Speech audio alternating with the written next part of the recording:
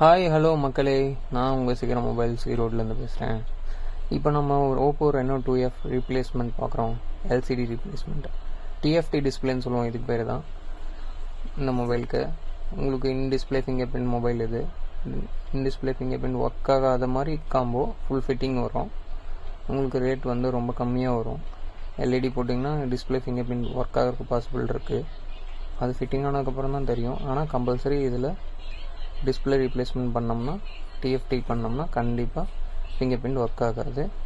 ஆனால் quality wise LCD உங்களுக்கு நல்லாயிருக்கும். இப்போ நம்ம பேக் டோர் ரிமூவ் பண்ணி எல்லாத்தையும் கழட்டியாச்சு.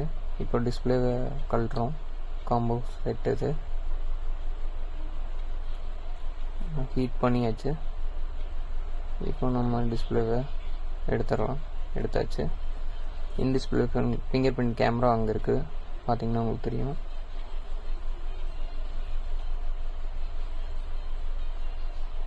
இப்போ நம்ம ஃப்ரேமை க்ளீன் பண்ணுறோம். ஃபுல்லாக க்ளீன் பண்ணி ஒட்டினா தான் அதே ஹீட்டில் நமக்கு சீக்கிரமாக மேலே வராமல் இருக்கும். நம்ம யூஸ் பண்ணும்போது ஹீட் ஆகும். பேசிக்காக அந்த ஹீட்லேயே நம்ம பேஸ்ட் வந்து வீக் ஆகிடும். நம்ம இப்படி க்ளீன் பண்ணாமல் ஒட்டினோம்னா இன்னும் வீக் ஆகிடும். அதனால் கண்டினியூவாக மொபைல் யூஸ் பண்ணுறத கொஞ்சம் அவாய்ட் பண்ணுங்கள், டெம்பரேச்சர் அதிகமாக இருக்கிற நேரத்தில். இப்போ நம்ம ஃபுல்லாக க்ளீன் பண்ணியாச்சு. இது கொஞ்சம் டைம் எடுக்கும். சில கடையில் இதெல்லாம் க்ளீன் பண்ணாமல் அப்படியே நமக்கு ரீப்ளேஸ் பண்ணி கொடுத்துருவாங்க. அந்த மாதிரி ரீப்ளேஸ் பண்ணோம்னா நமக்கு தான் பிரச்சனை. கஸ்டமருக்கு அதெல்லாம் தெரியாது. கடைக்காரங்க கரெக்டாக பார்த்துட்டு க்ளீன் பண்ணி ஒட்டுங்க கண்டிப்பாக.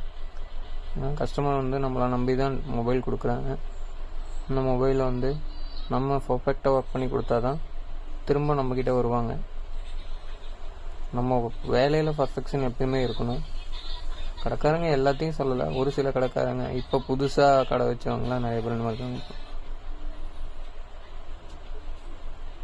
ஃபுல்லாக க்ளீன் பண்ணி வச்சு இப்போ நம்ம பேஸ்ட்டை அப்ளை பண்ணுறோம்.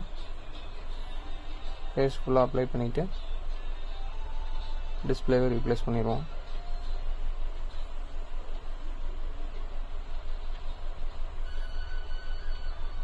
உங்களுக்கு நீட்டாக பேஸ்டிங் கொடுத்துருவோம். பிளாக் பேஸ்ட்டு எப்பயுமே பெஸ்ட்டாக இருக்கும். நான் நம்ம மாற்ற போகிற காம்போ இதுதான்.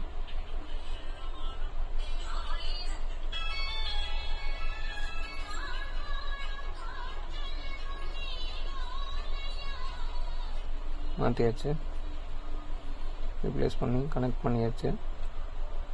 ஆல்ரெடி நம்ம செக் பண்ணி ஃபிட் பண்ணியிருக்கிறோம்.